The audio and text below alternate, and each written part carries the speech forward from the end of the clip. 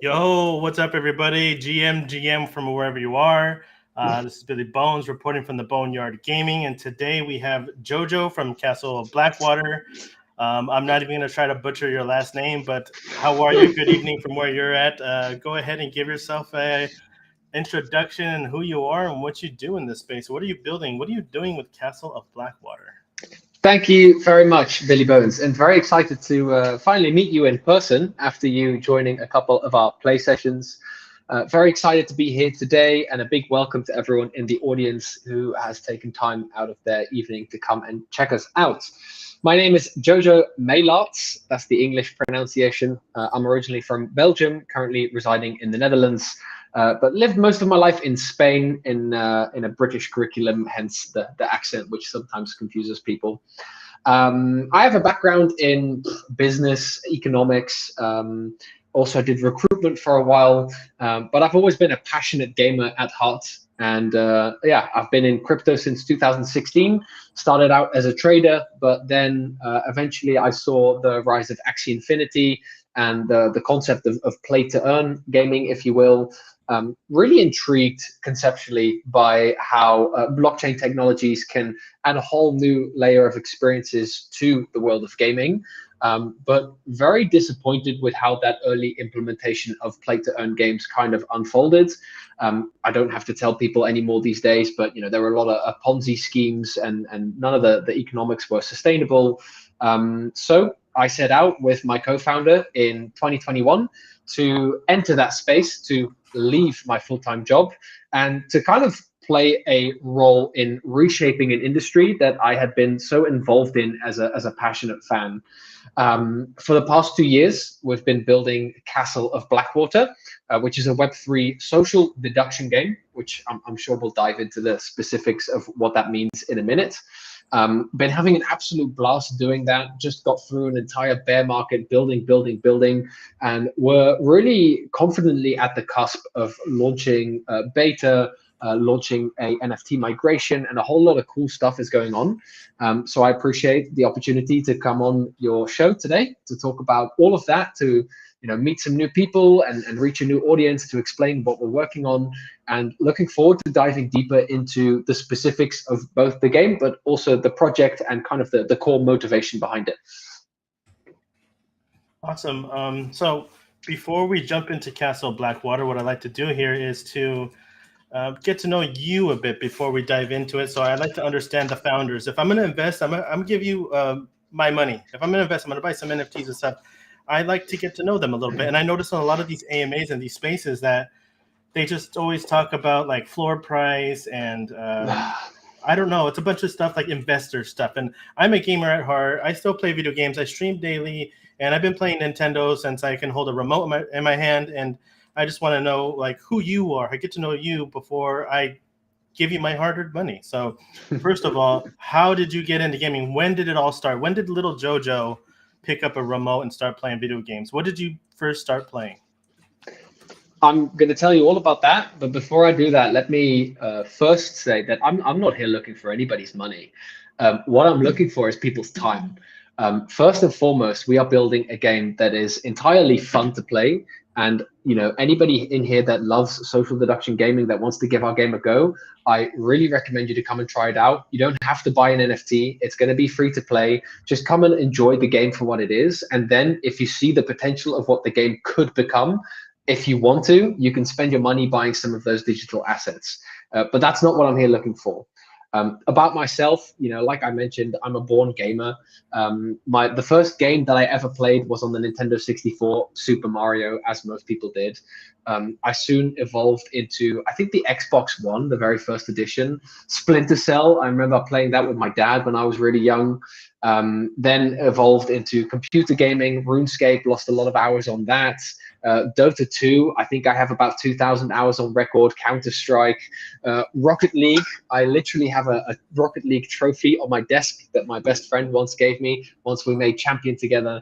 Like, gaming is so deep in my blood that I could not be more excited to be a part of this industry. Growing up, my parents always told me, you know, you can be whatever you want to be in this world, and I really took that advice to heart. I've kind of coasted through life, just following my passion, following my heart. Not really, you know, I wasn't that guy who said, I'm going to be an astronaut, I'm going to be this, I'm going to be that. I had no idea what I wanted to do with my life. I've just been rolling from one opportunity into the next, just kind of seeing where the world takes me. That led me to doing a business degree in like a hospitality direction when I was younger. I thought it would be cool to travel the world and to be a manager of hotels. Doing that school got me connected to a lot of really great friends. My co-founder I met at the same school, but I quickly realized that the hotel lifestyle is definitely not for me. I did an internship working in a hotel for 6 months, and as much fun as I had, because it was in Bali in Indonesia, as much fun as I had in the location, working in a hotel is absolutely brutal. And I knew by then already I didn't want to do that. So I took a step back from hospitality, focused more on the entrepreneurship track, and really dug down into that. I started my first company, I think, when I was 19. I had a technical invention where I was going to redefine the festival industry by serving cocktails, like fruit cocktails, inside of fruits.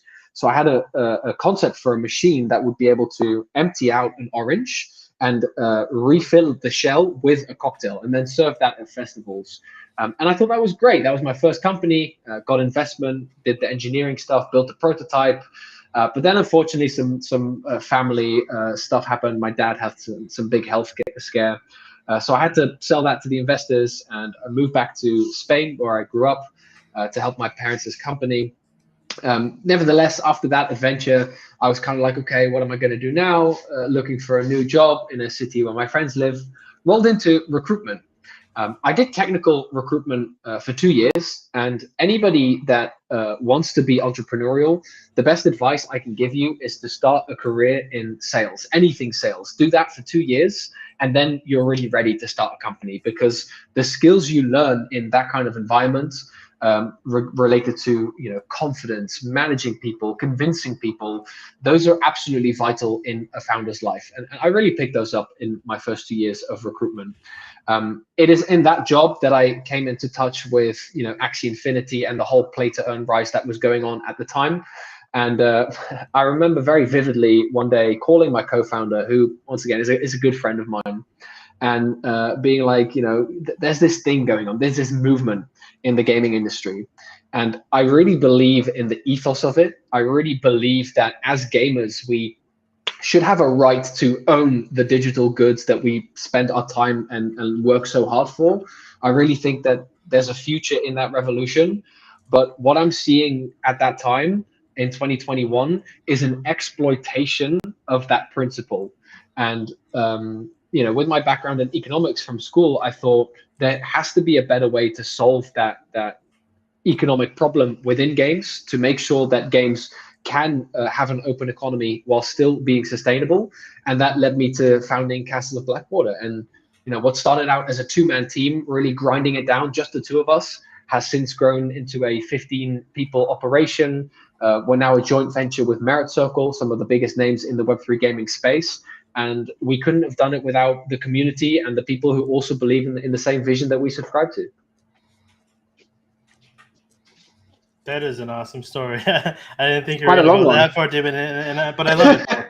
But so that is inspiring. So not only are you a gamer, but you're an entrepreneur, and you know what you're doing. I'd like to think so. I want to kind of take it back a step and go back to you beginning your gaming journey. So your favorite game, you mentioned a lot of good ones just now, but if you had to pick one from your childhood, like what is your go-to game? If little Jojo's coming home from school one day and he's playing a video game, what is he playing? So I feel like the question is two-parted. If you're asking like little Jojo, what were you playing when you were coming home from school? That would be Dota 2. That was the game from between the ages of 14 to 18. Every night, come home, play Dota 2, mid carry, you know, support, jungle, etc. That was my life for such a long time.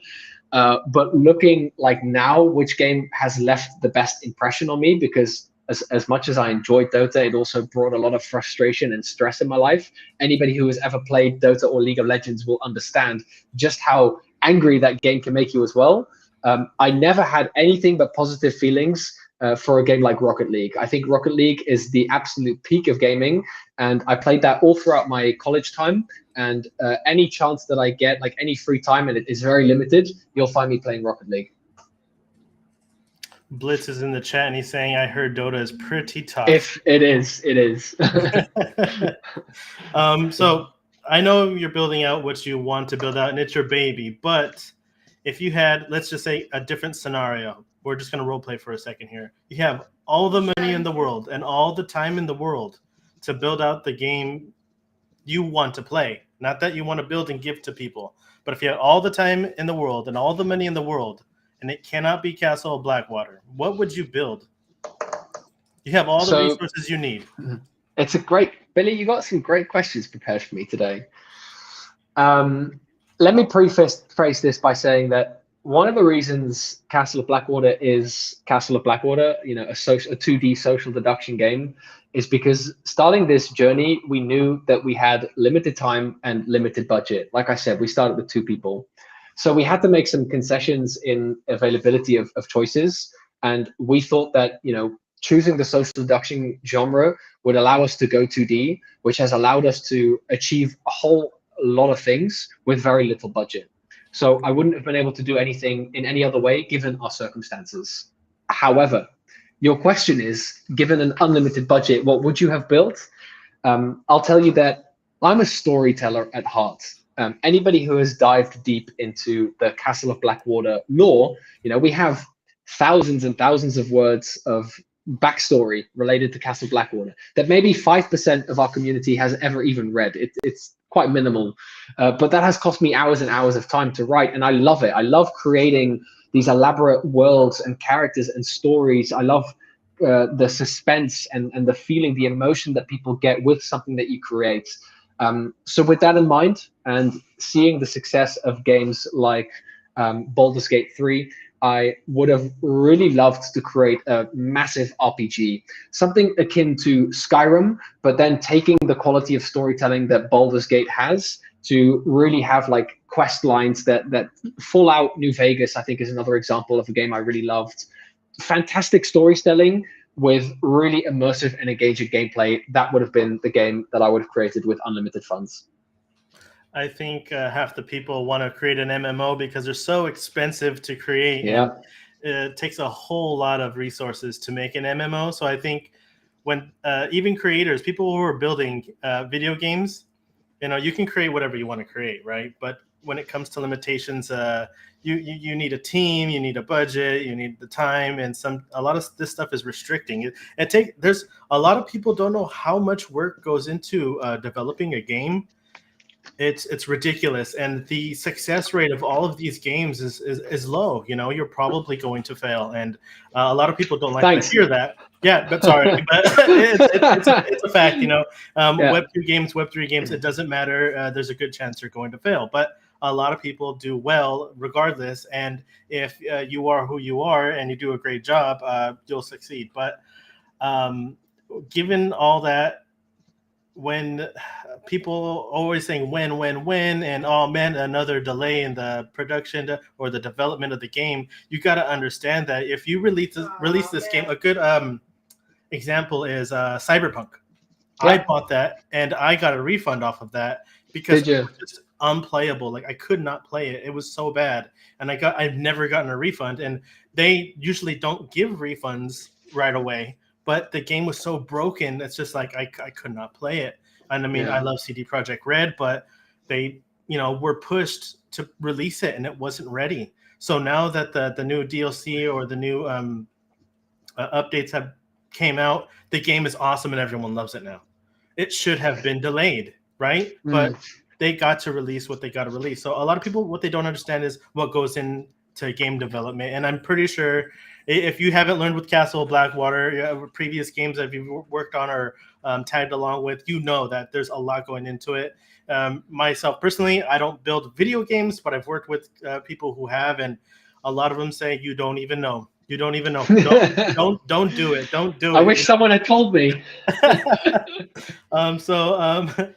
Real quick, I want to go into Castle Blackwater and some Web3 stuff, but real quick before that, did you grab anything from the winter sale? I'm just curious. I like to ask everybody, not just builders, but Sure. everybody. Everything was on sale. The winter sale comes once a year, and it's either Black Friday or the winter sale. Did you grab anything? Because a lot of stuff was like 50% off. I know. I'm going to be very honest, Billy, and say that my time. See, that's the problem. Just like you say, game building, game development is so much harder than people think. Like, I remember as a gamer, as a player, you think like, oh, how hard can it be, right? And then we get into it, and I had no official background. I'm going to be totally transparent and say, going into this company, I had no idea how to build a game. But I am, and so is my co-founder, we are very entrepreneurial, and we made sure to surround ourselves with the people who did know how to build games. And over time, we learned how games work. There were stretches of time when funding was tighter, a year and a half ago, when I downloaded Unity and I started doing YouTube courses about C# Unity game development. And all of that was a huge struggle. It led to a lot of late nights. But it means that these days, when funding is less of an issue and we have a bigger team who are actually developing the game, I'm still able to dive in and help them problem solve at a level that connects to them. And I think our team really respects me for that. But yes, game development is hard and it takes a lot of time. And for that reason, I have not bought anything on the winter sale because I barely get enough time to play my favorite game, Rocket League. And I'll be damned if I lose my champion station once again. Right. I figured that was coming. I know. I just went on a whole spiel about how busy you are, then ask you if you're sitting there buying games. But it's unfortunate because I wish any when I'm not playing Castle of Blackwater, I'm either playing Rocket League or building Castle of Blackwater, basically. Right. So real quick, before I want to go into Castle of Blackwater a little bit, but before that, I like to play a little game called Pump, Dump, and Hodl. So Right. You said you were into like Web3, and if you're into like Web3 NFTs, then you do know a little bit about the space. So real quick, if you were to pump, dump, and hodl a collection, and this could get spicy, and you probably want to say stuff out on live on the internet, but if you could pump, dump, or hodl any project on any chain, what do you think you would do? Starting off with pump, what would you pump? Okay, so I have to choose 3 projects, right? Yeah, it doesn't have to be gaming, just NFT projects. So I would pump Neo Tokyo. I recently became a Neo Tokyo S2 citizen and have really found some good value there. I can tell that it's a group that had a lot more of a reputation last year in the last bull run, and recently I think things have been deteriorating because of a new influx of people and things being busy. However, I've been able to find a lot of great value in the space, and I would love to see that group getting pumped up again because I feel like the core people who are trying to make it work have the heart in the right place, and I would want to be a part of that vision. That's my pump. And you no longer want to be in this project and you want to exit, who are you dumping? Who am I dumping? That's a tough one. See, in the last bull run, I was very much involved. I had a good idea of all these shitty projects to get rid of. I don't even know if they're still around, but one of the projects that lured me in back in the day was called Baby Swap. I don't know if you've ever heard of it. I think the token is still around. They had a token called Milk Token, and it was literally like the I think so. Simplistic breeding mechanic, and you literally were breeding babies with each other, and people were posting about the APIs and crazy ROIs from like breeding babies together. Like, fuck, dump that shit. That's not the future of gaming. Right. Yeah. A lot of stuff. When someone asked me about a certain game, and it's not really a game, and I'm like, well, do you consider a staking game a game? Like, is that a game? Like, you can differentiate video games and DeFi. It's a little bit different, and it kind of melts together at some point. But if you're not going to go on to actually build a video game, then it's not It's not a gaming project. And so same thing when you look at was it DAP Radar, right? They have these sections, and some of these chains are kind of nascent, and you kind of fall into like other sections. Like, where do we put this project? And a good example is like Step In or Sweatcoin and stuff like that. And they go into gaming, and I'm just like, that's not a game. Like, maybe you're gamifying something. In a sense, but it's nowhere near a video game. So I think there's just not too many projects on nascent chains, so they just kind of just get thrown into it. But anyway, so you're pumping Neo Tokyo, you're dumping these milk tokens or whatever the hell. I don't even remember what they are still. Anything DeFi reskinned. Right, exactly. So any DeFi game projects or whatever. So hodling. So you're hodling for dear life, forever. You're never gonna let these go. What are you hodling? Well, obviously Castle Blackwater, but I'll just move that aside because it's not it's not fair. One of the projects that I've been most excited about in recent, can I name two projects? Because I'm a big fan of two projects. Go for it, One of them is already released. They have a playable full game, and I really enjoyed playtesting it as our community. I also know the founder, and he's a real stand-up guy. It's a real great team. It's a project called Mega Weapon. You probably know it. Really fun and engaging gameplay. One of the only games that when we played it as a community, everyone was just dead silent because you were so focused on killing and not dying. And I think that's a great tell for a really great game. So Mega Weapon is a hard hodl. And another one is a project called Uldor, which I think you probably also know.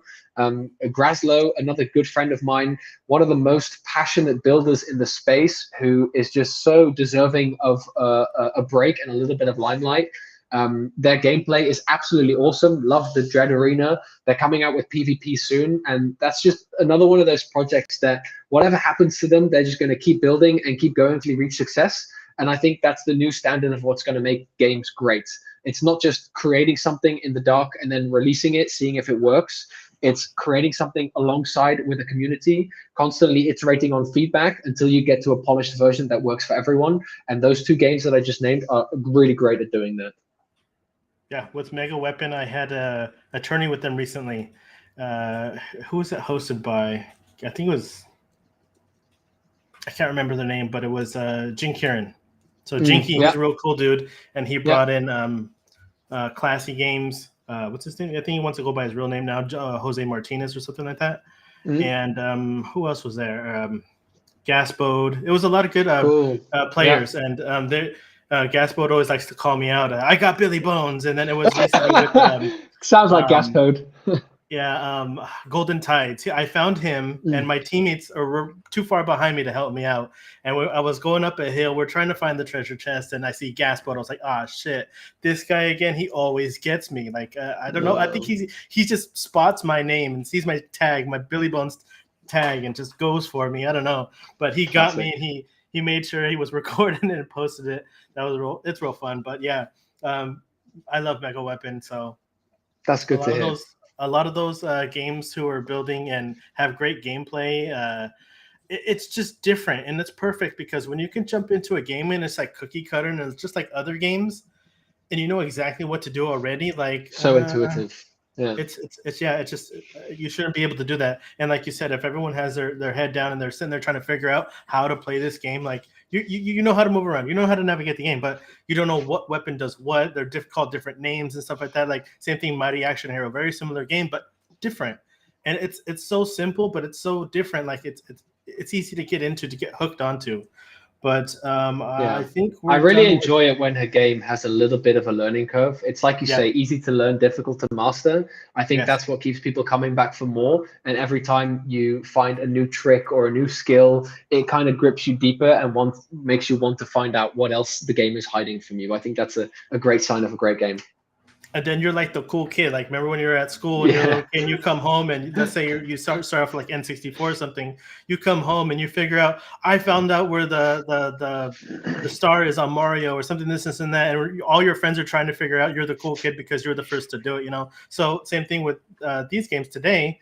I found a new way to be a little bit OP in these games because nobody knows about it. But say, hey, if you do this weapon and you go up on this hill and shoot them and snipe them, blah blah blah, no one can touch you, and then everyone starts doing it, and then just it gets out, and maybe they patch it and stuff. But you were the one to figure that out. You were the one to break the game, So that's real fun. I want to go into a little bit more into Castle Blackwater, and sure. I like to ask this question to everybody because it seems not to get asked too often, but not just how did you come up with the concept of it, but like how did it happen? Because usually when you're just hanging out with your buddies and stuff, or business partners, CEOs, co-founders, whoever is working with you, the main guys in the team, right? And you said you had this one friend from college, right? A friend.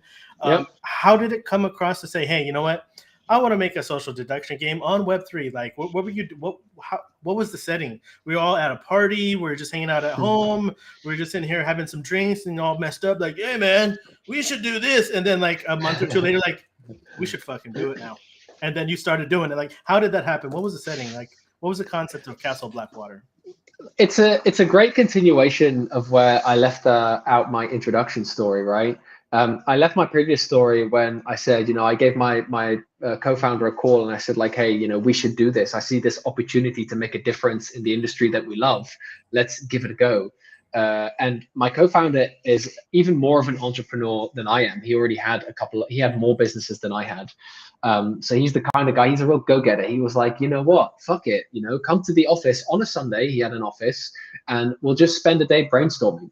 And this is like 20th of December, 2021.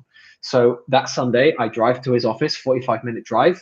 And we spent a whole day at the office just brainstorming. We had a whiteboard, we had a couple of pens, and we were just, mind mapping, throwing stuff out there.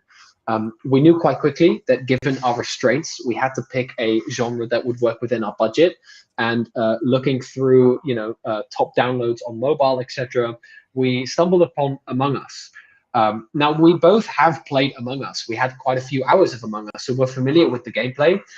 I also remembered that while I was an internship in Bali, like I mentioned, a lot of my boring days were spent playing Town of Salem, which is another social deduction game that's a lot more strategic, but also a lot more static than Among Us.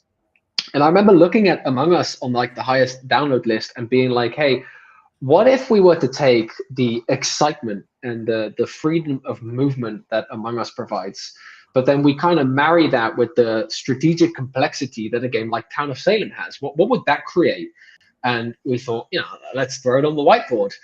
So we threw it on the whiteboard, and then, social deduction game. And that was like the core concept: strategy, complexity. We wanted to improve on the mini games. We basically looked at both of those games and thought, what do we like about those? Let's kind of take inspiration from that. And what do we dislike about those? And how can we solve that? So the mini games needed to be more engaging. The strategy needed to be more there. We wanted more of a communication structure.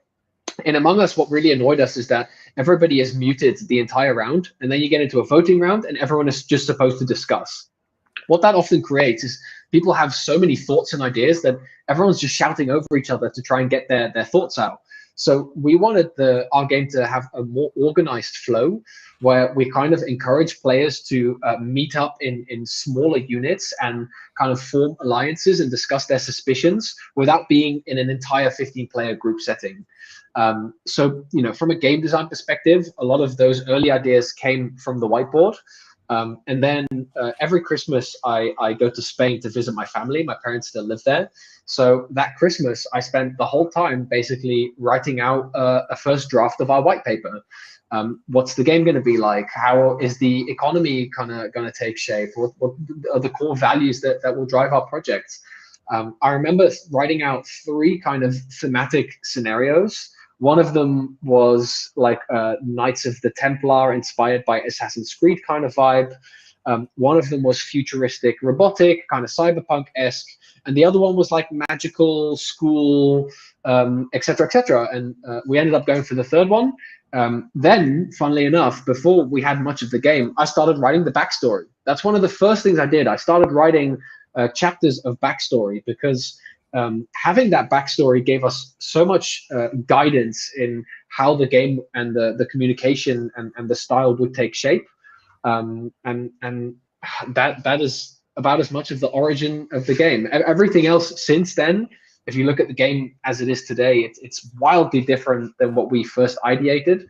But all of that next phase has come from iteration, from having a fantastic community that has been with us since the beginning, playtesting our game every week and giving us feedback, going through alpha season, feedback, and just constantly improving the game in collaboration with the people who play it. And I think that's been the biggest pillar of the success that we are bound to have at some point.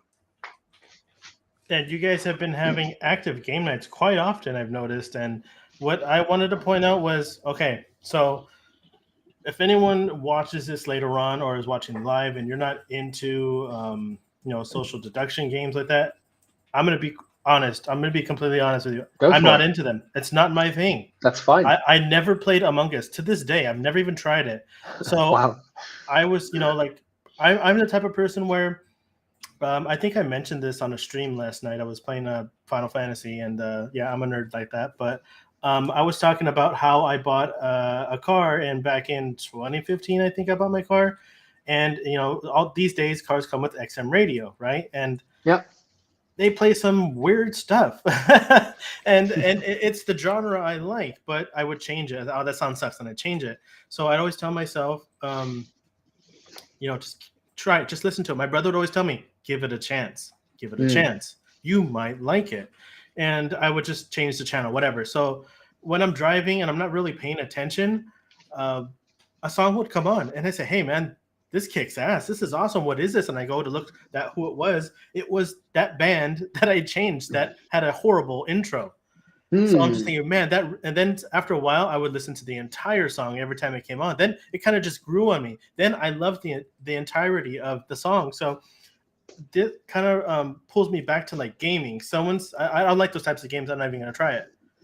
And when I tried Castle Blackwater and you guys had playtests with the wardens and stuff, I think I attended a couple inside your guys' server as well, and it was just fun. And that's what makes sense. Like if you play a game and it's fun, like I'm not going to sit here and tell you like I don't want to play it or whatever. I'm going to try it out. And at first, it was a little bit hard to grasp because I've never played these types of games before. But once you get the concept of who does what, who done it, right? And everyone's a liar, right? You can't trust anybody. Right? Trust no one. So I got killed a lot in the beginning because I didn't know what the fuck I was doing. I was completely lost. And so I was just kind of determined to learn. So I kept showing up to the playtest. I think I showed up for at least 4 or 5 of them now. And the last one was really fun because we were winning. The Satanics were, they screwed up. And I every time I'm a Satanic, I kind of screw up too. But what I'm saying is, like, you got to give it a chance, give it a try, and it's really fun. If you haven't played it already, you guys are holding a bunch of play tests lately. You're going to have some in the future.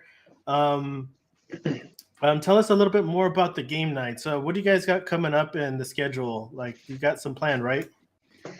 Yeah, so like I mentioned, that iterative process is so important to us. It's one of the reasons, and I don't want to throw dirt on Hyperplay as a launcher. I think it's a really great launcher. But one of the reasons why we are forced to work with Elixir over, for example, at Hyperplay, is because Hyperplay really has to take their time to investigate every build that you submit. And they usually take like 2 or 3 days before something goes live. But our speed of iteration is we have builds coming out sometimes multiple times a day.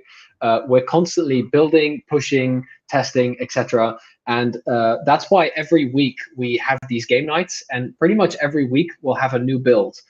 We'll sometimes go stretches where we're working on a big update, like something really core to the infrastructure, and that'll break everything, and it'll take like a couple of weeks to get the bugs out before it's playable again. So we'll be a bit stuck on a build during the play tests. But as soon as something's stable, every week you'll start to see, a little buff to this character, a new mechanic here, an ability rework. And every week we love just playing with our community and hearing them say like, hey, I really enjoy how this works, but how have you guys thought about that? And I'm quite a stubborn individual. If somebody says something in the Discord about something they don't like or they don't understand, my first reaction will be to defend it. If I think they are wrong, I'll say like, hey, I don't agree with what you're saying because have you considered this, this, and this? as the builder of the game, I have a lot more perspective and angles into kind of the whole scale of the mechanic interactions. But there have been cases in our Discord where that person then kind of digs through and then says, yeah, but have you considered that? And how about this? And then I'm like, shit, you have a point. And then I'll message the devs and be like, okay, we got to change this because this guy just said that and that works. So that's why every week we'll try to have community game nights. It'll always be the newest build as they come out. And we always really appreciate the people giving us the feedback. And yeah, we're working towards something bigger. We're working towards a beta launch, which is going to be the next stable version of Castle of Blackwater, which is the point where we say, like, hey, we're pretty happy with the core gameplay loop as it is. This is kind of what it's going to be, and sure, there'll be a bit more balancing or fixes along the way. But we would confidently be able to say that the beta launch version won't be very much different than the public launch version that would be willing to share with the world. Yeah, going into how you're talking about building, like with the testers and stuff, it kind of brings me back to like what Dead Drop is doing. That they're just pushing that narrative where we're building with the community. The community is building this game. This game is your game. So when you're taking feedback, I noticed I said something about hyperplay. You just brought it up, but it's awesome. Like, you want a more stable build, and it makes sense from the dev side of things. I understand that some people might not, but and then how you had mentioned just a second ago, how someone said something and then made a point, and then you made your changes, and that's great. I love that you can sit there and do community play test and get that feedback from them and implement it into the game. Because if you sit there and build this game and then say, hey, it's done, go, and then someone said, I don't like this, I don't like this, I don't like this, I don't like that. That's traditional Web 2 game development. Look at Starfield, the new Bethesda game, right? They were building for so many years. There was so much hype. And in the end, they launched it, and it almost felt like people were inclined to say, like, oh, this game is great, this game is life-changing. And then it took a few weeks to people kind of settle with the idea, like, hey, this game really isn't that great, and they really missed the mark with a lot of these things. And that's something that I think the Web3 game development ethos is going to flip over on its head. It's no longer going to be years and years of building in secrecy and then hoping that the community likes it. No, it's going to be from day one, getting an early community and building the game to their liking. And that's going to really solve the kind of stalemate that we have found ourselves to be in the game development industry.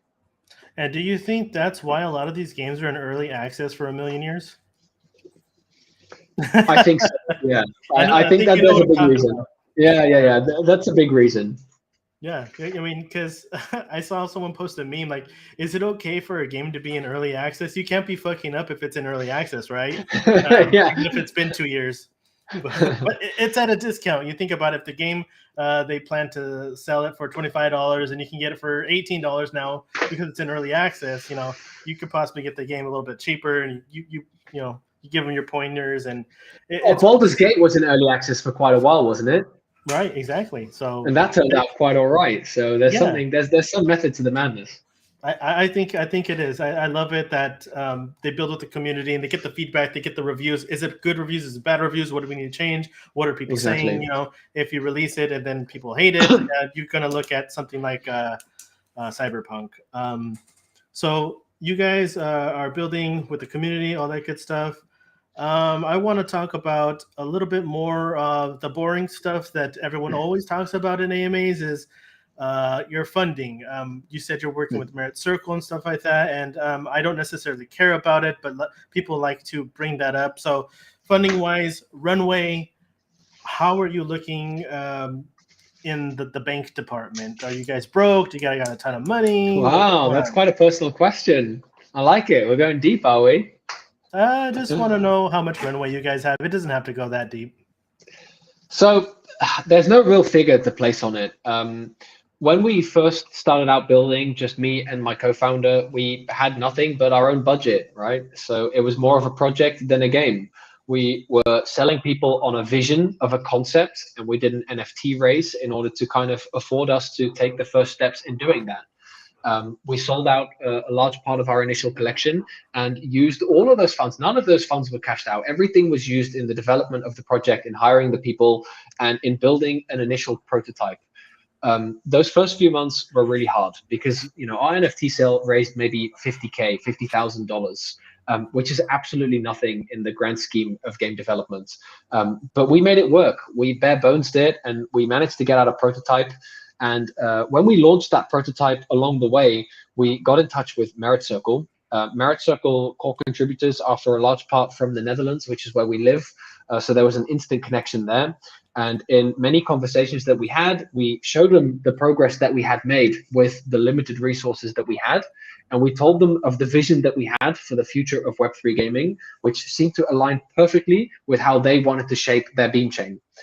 When we were having these conversations, there was no speak of beam chain. It didn't exist. But I feel like deep down, they knew they wanted to go in that direction. And they kind of co-latched onto our vision of what Web3 gaming should be. And for some reason, they thought that we were going to be a model, like a trophy project to kind of radiate that ethos. So as we were running low on our mint funds, we kind of met the Merit Circle and said, like, hey, we would really appreciate any support you guys can give in helping us reach that mission. And they said, you know what, it would be a good idea to do this together. We have the resources, you guys have the vision and the people. Let's combine forces, let's create a joint venture, and let's tackle this issue together. So that's what we did. So since then, and this all happened at the beginning of last year, since then, we've had the entire backing of Merit Circle from a financial perspective. We're still expected to keep our burn rate low, which we do. I think given the scale of our operations, you won't find another project in this space that is as efficient with their capital as we are. And Merit Circle appreciates that because a lot of it is their money. So on that front, we're good to keep building, and they are completely committed in seeing us through to the end, wherever that may go. However, given the evolving macroeconomics and the hype that's currently going on in the crypto scene, we are looking at ways that we can increase our funding so that we're not just solely reliant on a single party.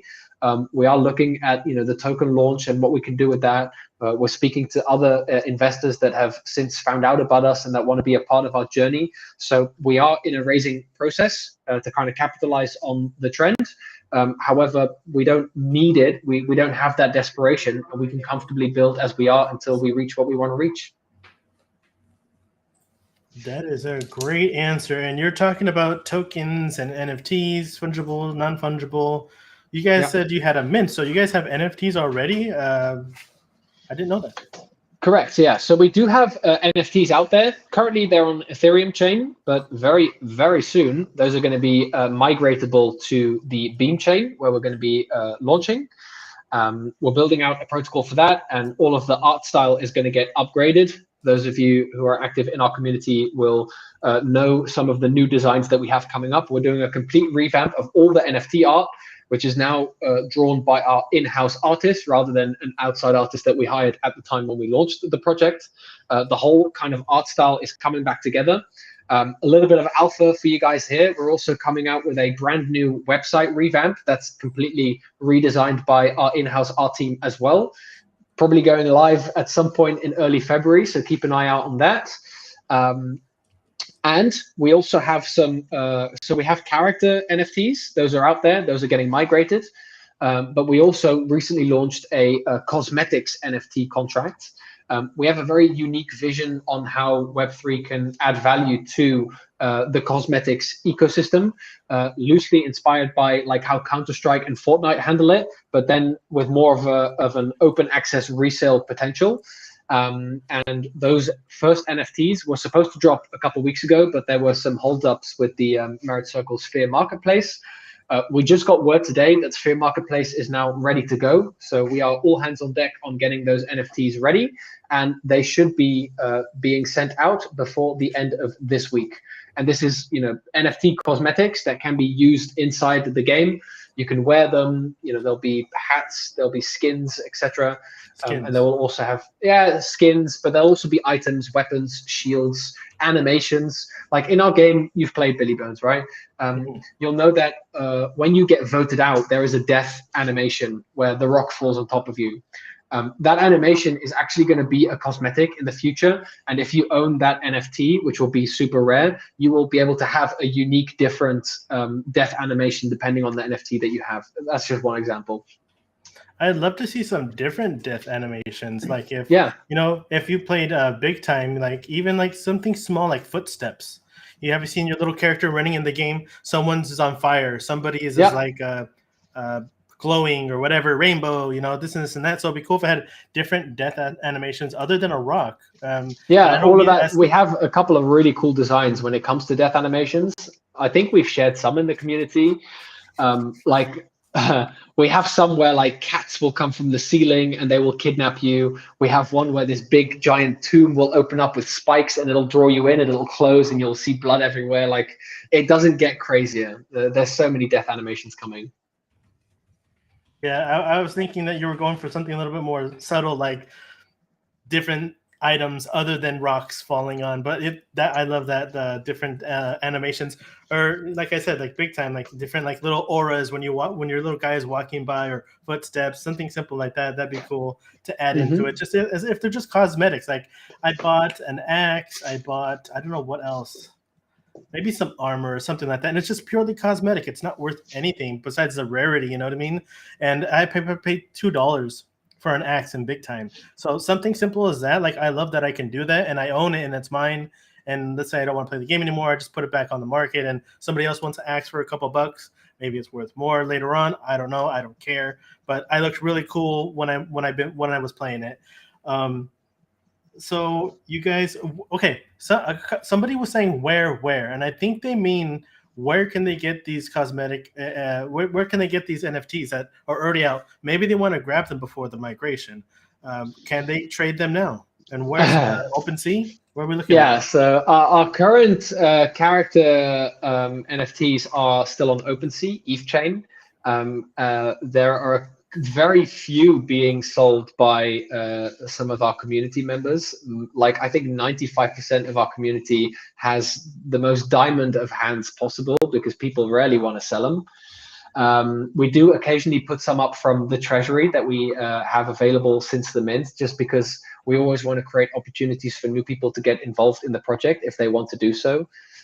With regards to the cosmetics, we are airdropping a good chunk of our Christmas cosmetics. We have a candy cane sword cosmetic that we're airdropping to everyone who participated in a Merit Circle event, but also everybody that already holds a Castle Blackwater NFT is going to be getting one of these cosmetics. And we also have an alpha tester hat NFT, which only 100 of those will ever be created. Like we have this really unique vision on cosmetics that revolves around forced scarcity, right? Our vision is that we think it's going to be really powerful. We're going to be seasonal based, right? So a season, for example, is 3 months. And at the beginning of a season, we're going to define which cosmetics are going to be released during that season. For each of those cosmetics, we're going to see how cool we think it is. And then we're going to assess a rarity to it.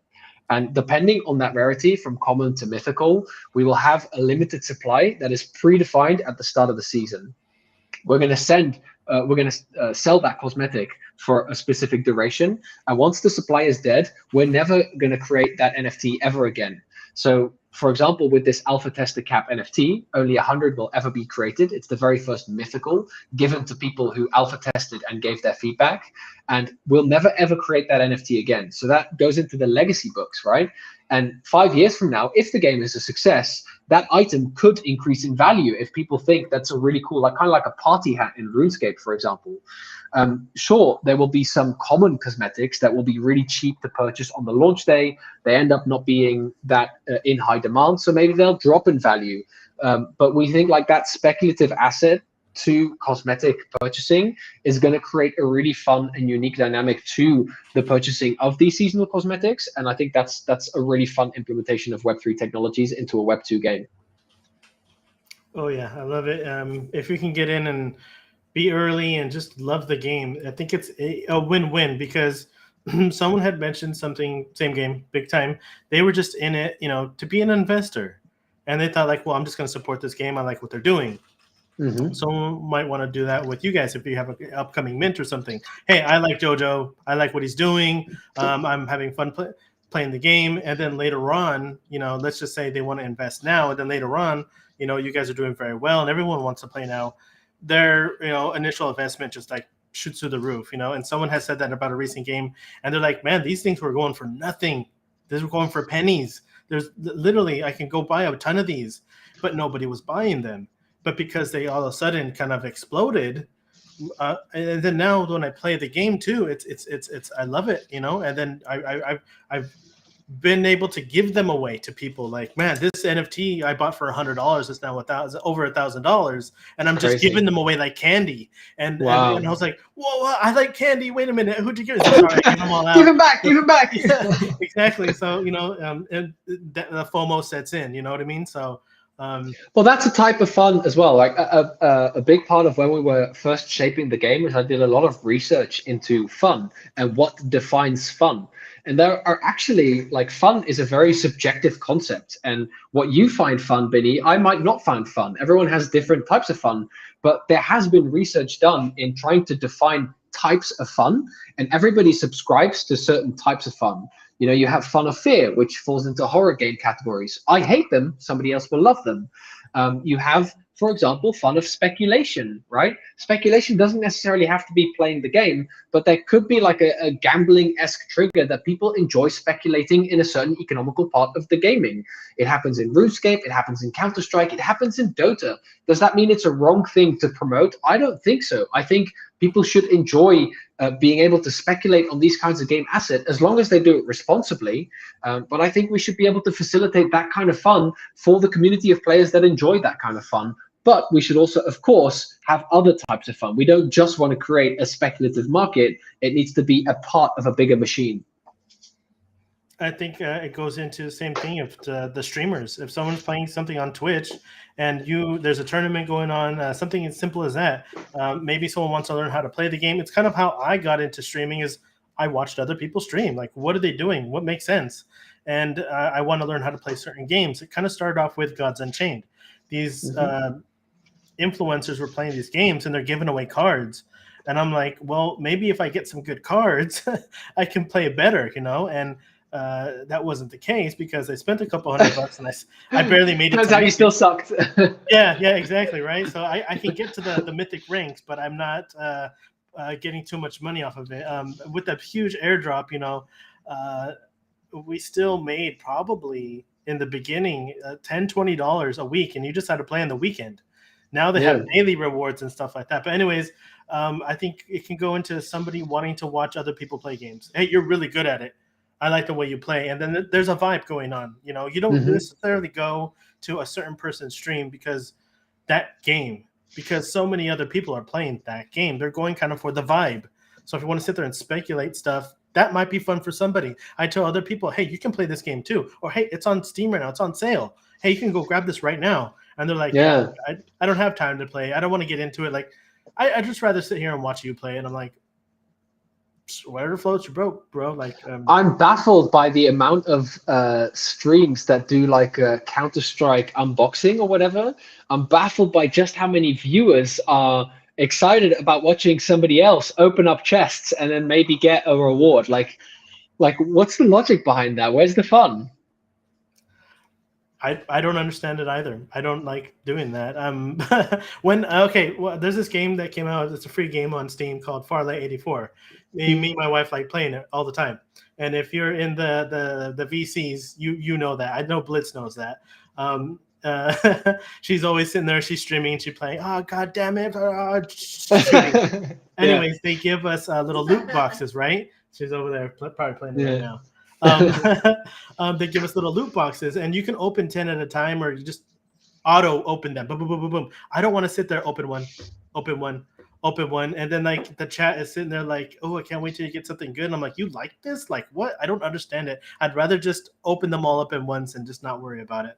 But Blitz did say something about, what did he say? Hey, Jojo, what are those cool trophies in the lobby? So are those going to be NFTs? Are they just trophies? He wants a shout out. A classic Blitzy looking for a shout out. I'll give you a shout out. So Because we're so big on the community interaction, and we cannot be more grateful for the communities that have opened up their community, and without any sort of financial incentive or payment or whatever, like that's possible. But the communities that don't require that and just offer to come and play your game and provide that feedback week after week, we're always looking to kind of give back to those communities. And one of the ways that we have done that for the Wardens, which is one of our favorite communities, is we gave them a trophy in our trophy case, which is a big bookcase that we have in the player lobby, where we show trophies of projects of communities that really mean a lot to us.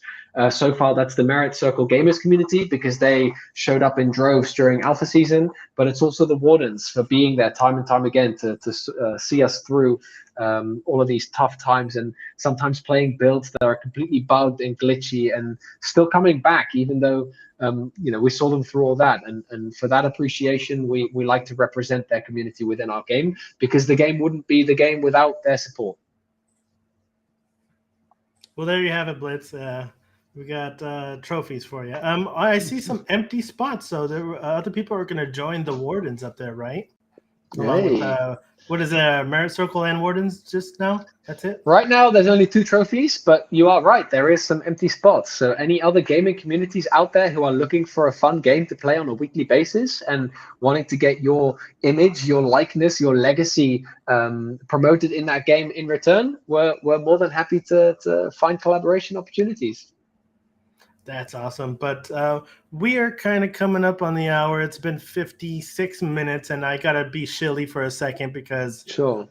We get grant funding to do this. So, quickly, I am mainly planted in the Near protocol, so anyone watching this can go grab this NFT right now. It's for free. If you don't have a Near wallet, you can go grab it. It'll create a Near wallet for you. So what happens is on Near protocol, you're going to have to create a wallet. You're going to have to activate it by sending at least $0.1 Near. There it is. Jojo's got it. You're going to have to send 0.1 Near to your wallet from a SEX. And we don't want to do that. So Shard Dog has provided us with this NFT. It airdrops you 0.1, the whatever gas fees you need to start up this wallet. It's activated already. You've been onboarded to Near. You get this cool mini bosses NFT that I made with AI art. And if you guys want to grab that, go ahead and grab Who that. Who the hell has Blackwater.near? That's the username is taken. Has that? Yeah. Oh, maybe they're watching this. I don't know. I'm gonna sue him. I'm gonna sue him. You can buy it. There is a thing kind of like ENS. So there's an ENS. It's called. Someone help me out from the chat. Where can you buy .near domains? Sky something. I'll send it to you after this. I'll find it. But someone sold one for $1,000. It's called. No way. Devs on Near, DevNet. Don't worry. I just claimed Castle of Blackwater.near, so I'm good. Okay, you got it. Nameski. Okay, Nameski. I'll leave help us out there. Yeah. But you can go there and you could buy the domains. And if you got one that you want, Castle Blackwater, COB.near, all that good stuff, you can go grab that Near name. And Near is getting very heavily planted in Ethereum. There's a lot of good stuff going on. I don't have enough time to explain everything. We're coming up on the hour, but now that you guys grabbed your I got mine. Boneyard Gaming NFT for free, we're going to get a little shelly with your stuff. So let me get rid of this one. And if you look at the top over here, I can't point. I don't know where I'm at. We're going to go with, that's a Boneyard link tree. So follow Castle of Blackwater on TikTok. Tell us a little bit about which is that Leroy running that? Leroy is our director of community, and he runs most of the marketing and exposure that we do. He's an absolute legend, and the project wouldn't be the same without him. So big shout out to Leroy. I know you're out there. We love you. He's been making short form video content, which I think works really well for our formats. Within those videos, you'll find them on TikTok and YouTube. You'll see and hear and experience a lot of the emotions from our favorite community members like Blitz, like Vita G, etc., etc. You'll see them backstabbing each other. You'll see lies, deception, people trying to form alliances. If you want to get a first idea of what Castle Blackwater is actually like to play, that short form video content is the way to do it. Awesome. And the next one we have, obviously, is the Discord. Yeah. I think I'd like to push the Elixir one real fast. If you guys haven't played yet, go and scan that QR code up there. It is the link to Elixir. So if you want to try it out, you can try it out now. We don't need anything to play, right? We just go onto Elixir and grab the game, and we can start playing now. All we need to do is to join the game nights, which are held weekly, possibly twice a week, because we got the wardens holding them, then you guys are holding them. We can get in once or twice a week at least and have a full team of 10 people playing, right? So just looking at my calendar, we have our next sessions booked tomorrow within the GG community, and we have a Dutch-based, because a lot of us are from the Netherlands, so we're doing a Netherlands-based game night on Thursday. So any Dutchies listening, you can join that. And then we have a session with the Beam Gamers on Friday, and anyone is free to join any of those. And last but not least, here is the QR code. I still don't know where I'm at. Over here, go wishlist. In the traditional gaming sense, WL means wishlist, not whitelist. So wishlist. Go wishlist Castle of Blackwater on Steam now. I'm going to go do so myself as well. I had no idea, Wonderful.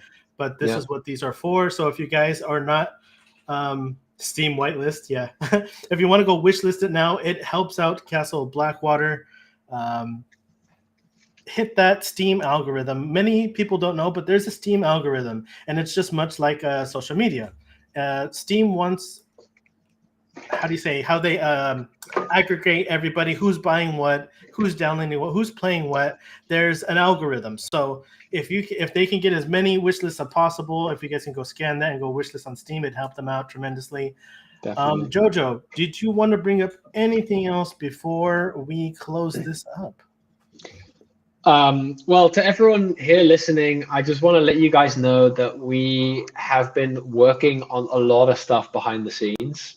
I don't want to completely lock ourselves into a timeline yet, but preliminary, it's looking like things are going to hit the fan starting in February of this year. So that's 2 weeks from now, if we can hit our timelines. We have a complete new website revamping coming up. It's going to look, I've seen, the designs. It's going to look and feel fantastic. It's going to be joined by a new gameplay trailer, which is a collection of footage that we have been collecting from all these game nights. And it really is a fantastic, emotive gameplay trailer that really captures the atmosphere of the game. It's going to be launching with the website. We then have a really fun and engaging marketing campaign that is going to run for 3 weeks in February. If people here and in our community enjoy puzzles and that kind of stuff, you're really going to enjoy that marketing campaign. And there's also going to be another really cool cosmetic to win at the end of that, plus more cash prizes for the people who are able to solve the puzzles first. And at the end of that, we have the NFT migration coming up at the end of February, if all goes well. We have the NFT Sheriff Mint coming up, and then beta launch. You heard it here first. We are aiming for March to do that. And it's going to be with a play to airdrop campaign as well.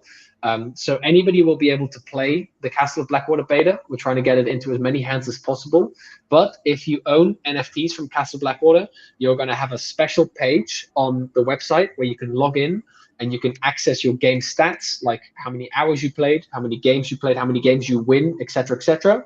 The amount of NFTs you own will be a multiplier, and you're going to get a score. The higher you score, the bigger your airdrop. And we think that's going to be the splash that we need to get Castle of Blackwater in front of the masses. Play to airdrop. That is the meta these days. So it is. You guys heard it here. We're playing to airdrop some Castle Blackwater. Before we quickly close it up, I wanted to ask, is this social deduction game the only game you're making? I could see very easily you guys creating a whole lot of mini games with this IP. Yeah, so right now we're focusing on Castle Blackwater and getting that to be the success that it should become.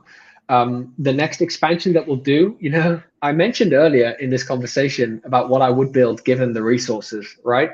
And we think that the Castle Blackwater lore and style is ripe for an advancement into, I don't want to call it a metaverse because that word's been overused, but I definitely foresee a more immersive kind of large-scale MMO experience set in the same 2D art style, but I kind of am thinking of games like Club Penguin and Puzzle Pirates, where, you know, questing, Easter eggs, lore, faction hideouts. That's kind of the future of Castle Blackwater, and any other mini games that use the IP in that, you know, whether it's PvP battles, etc., etc. There's a lot more potential to expand on the IP that we've created. I can easily see these little characters. What do you call them? What are these little characters? Are they Chibi, ghosts? I think. They're like a chibi art style. Well, the characters in Castle Blackwater. What are they? Ghosts? What are they? That's a mystery that only know. the backstory will be able to provide you some clues for. You'll have to read it, my friend. Well, what I would say right now is that I could see those little guys, whatever they are, being very adaptable to many different play styles and many different games that you can create. And if you can make an MMO or something bigger, an RPG, I'm a huge RPG nerd myself. So if you made some type of MMO or something like that, I'd definitely be into it. But I don't want to waste any more time. So if you guys want to grab anything else before I close this up, this is the link to Elixir. I want to thank Jojo, Leroy, everyone that came out. You guys are awesome. This was fun. We got to get you back on after March when you do that beta launch, and we got to promote you a little bit more and when things are in full swing. So thank you very much for coming on, and best of luck to you with Castle Blackwater, and looking forward to a playtest tomorrow. 100%, Billy. Thank you for having me on. I appreciate you allowing us to change your mind about social deduction games as a genre. I really appreciate that. And we will be in touch with you to organize, you know, we're thinking about having some kind of early access to the beta, maybe one day before the official launch, of having a day where only influencers are playing and streaming. And I'll let Leroy get in touch with you to see if you can be a part of that group, because I think you'd be a great one to kind of push that content out for us. I love your style. I think it's really great to get people who are not into the genre. So the same thing, I'm telling my wife, hey, get into Web3. Yeah. And, oh, no, I can't talk about it because I know nothing about them all. That's perfect. The experience, you learn why you got into it. But cool, yeah, I would be very much interested in that. And thanks for coming on, and I look forward to everything that you're doing, dude. Thanks so much, and thanks for everyone for coming by and listening to us. It's been great, and I'll see you in the Discord. Later, guys. Bye, guys.